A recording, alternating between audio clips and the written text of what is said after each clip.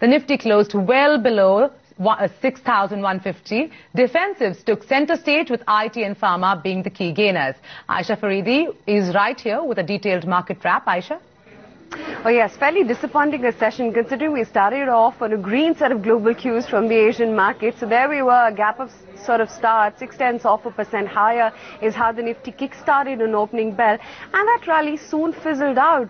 Clearly closing in at the lowest point in the day, 61.39, like you just mentioned, sub 61.50 in trade. And this, by the way, has been the sixth straight day of losses for the index. We're now sub the 50 DMA as well, and clearly ending at the day's lows. And this is indeed the lowest mark since November 29th as well.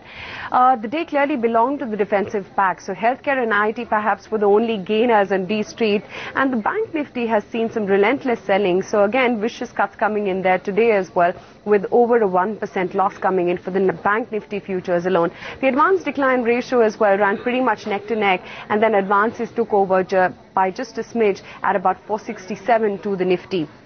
Talk about the broader markets, and they too completely fizzled out, which started off looking like a way of outperformance and then finally closed in the red for both the mid as well as the small cap indexes. Like I said, it was all about banks today, and they were the ones which were the biggest drag on the indices. So HDFC Bank, SBI, BOB from the Nifty names were in the red.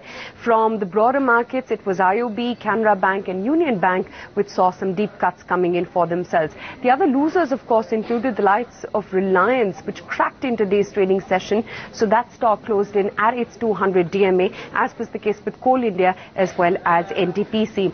Like I said, the flavor of the day clearly was defensive. So from the Pharma pack, Ranbaxy was the top notcher in the index. Cipla, Sun Pharma as well gained. And from the IT majors, you had Infi, which again is at a 3-year high. TCS and Eatcell Technologies as well performed pretty well. Having said that, there were some individual green shoots from the Nifty, or rather the futures and options universe, which looked good. So McLeod Russell was a high flyer. United Spirits, Tata Communications held well. And then, of course, there were phenomenal intraday spikes coming in for Z as well as Havells, as was the case with Indian Hotels too. So clearly, cautious ahead of the RBI policy tomorrow. Tomorrow seems like an action-packed day. So we'll catch you again with all the market action on Trading Calls. For now, it's back to you in the studio.